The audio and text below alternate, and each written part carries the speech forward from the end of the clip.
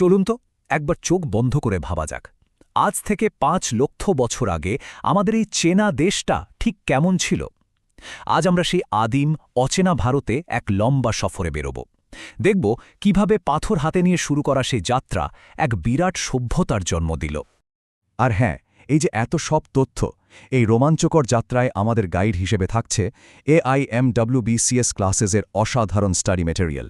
ওনারাই এই জটিল ইতিহাসকে আমাদের জন্য একদম সহজ করে তুলে ধরেছেন। তাহলে আমাদের আসল প্রশ্নটা কি?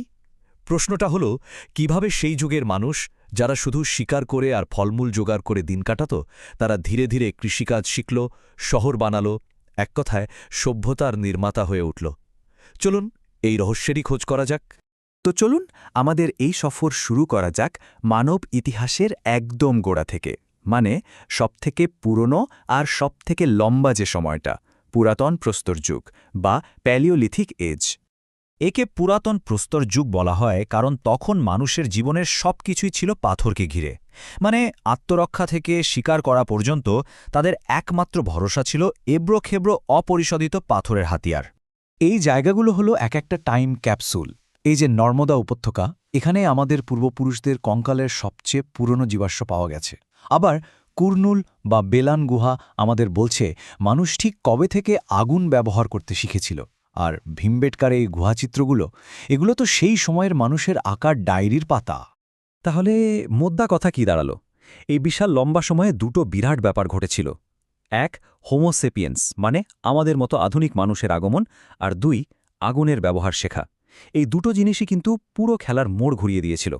পুরাতন প্রস্তরযুগ তো গেল, এরপর এলো একটা বদলের সময়, একটা ক্রান্তিকাল, যাকে আমরা বলি মধ্যপ্রস্তর যুগ। এই সময়ে প্রযুক্তি কিন্তু বেশ খানিকটা এগিয়ে গিয়েছিল। এই যুগটাকে মধ্যপ্রস্তর যুগ বলা হয়। আর এর সবচেয়ে বড় পরিচয় হলো মাইক্রোলেথ। মাইক্রোলেথ মানে হলো খুব ছোট, সূক্ষ্ম আর ধারালো পাথরের ফলা। ভাবতে পারেন, আগের যুগের ভোঁতা পাথরের পর এগুলো ছিল যেন সেই সময়ের সার্জেনের ছুরি। আর এখানেই মানুষ একটা অসাধারণ পদক্ষেপ নিল। এই যে আদমগাড় বা বাগড়ের মতো জায়গা, এখানেই প্রথম প্রমাণ মেলে যে মানুষ পশুকে পোষ মানাতে শুরু করেছে। এটা কিন্তু সভ্যতার দিকে একটা বিশাল বড় লাভ ছিল। এর ফলে হলোটা কি? হলো এটাই যে ওই ছোট ছোট মাইক্রোলিথ দিয়ে আরও জটিল যন্ত্র, যেমন ধরুন বর্ষা বা তীরধনুক বানানো সম্ভব হলো। আর পশুপালন, সেটা তো এক জায়গায় স্থির হয়ে নতুন জীবন শুরু করার প্রথম ধাপ ছিল। এবার আমরা এমন একটা যুগে ঢুকছি যেটাকে এক কথায় বিপ্লব ছাড়া আর কিছুই বলা যায় না। হ্যাঁ, এটা হলো নব্যপ্রস্তর যুগ। বিখ্যাত ঐতিহাসিক গোল্ডেন চাইল্ড তো এই সময়টাকে এমনি এমনি বিপ্লবের যুগ বলেননি। কারণ এই সময় মানুষের জীবনযাত্রায় যে পরিবর্তনগুলো এসেছিল, সেগুলো ছিল এক কথায় বৈপ্লবিক। এই বিপ্লবের পিলার ছিল কয়েকটা, যেমন মেহেরগড়ে প্রথম কৃষিকাজের প্রমাণ, পশুর মধ্যে কুকুরকে প্রথম পোষ মানানো। আবার ধরুন চাকার আবিষ্কার, যা ট্রান্সপোর্ট আর মাটির পাত্র বানানো দুটোতেই বিপ্লব এনে দিল। আর কাশ্মীরের বুর্জাহমের মতো জায়গায় মাটির নিচে গর্ত করে থাকার ব্যবস্থা, কি দারুণ না? মানে এক কথাই বলতে গেলে এটাই ছিল আসল গেম চেঞ্জার। মানুষ আর খাবারের জন্য বনে জঙ্গলে ঘুরে বেড়ানো যাযাবর নয়, তারা এখন এক জায়গায় স্থায়ীভাবে থেকে চাষবাস করতে শিখল। সভ্যতার ভিত কিন্তু এখানেই পোতা হয়েছিল। পাথরের যুগ পেরিয়ে মানুষ এবার এক নতুন উপাদান হাতে পেল, যা আগের সব কিছুর থেকে অনেক বেশি শক্তিশালী আর কাজের। সেটা হলো ধাতু। শুরু হলো তাম্রপ্রস্তর আর লৌহযুগ। এখানে দেখুন দুটো যুগের মধ্যে পার্থক্যটা কত স্পষ্ট। একদিকে তাম্রপ্রস্তর যুগ, যেখানে তামা আর পাথর মিলেমিশে ব্যবহৃত হতো আর ছোট ছোট শহর গড়ে উঠছিল। আর অন্যদিকে লৌহযুগ, যেখানে লোহার ব্যাপক ব্যবহার মানুষকে নতুন নতুন জায়গায় ছড়িয়ে পড়তে আর সাম্রাজ্য গড়তে সাহায্য করেছিল। এই তাম্রপ্রস্তর যুগেই কিন্তু ভারতে প্রথম তামা ব্যবহার করা শুরু হয়। আর সিন্ধুর সভ্যতার মতো বিশাল নগর সভ্যতাও এই সময়েরই ফসল। আবার মহারাষ্ট্রের জোরওয়ে সংস্কৃতির মতো কিছু আঞ্চলিক ব্যাপারও ছিল, যেমন ইনামগাঁওতে মৃতদেহকে ঘরের মেঝের নিচেই সমাধিস্থ করা হতো। ভাবুন একবার।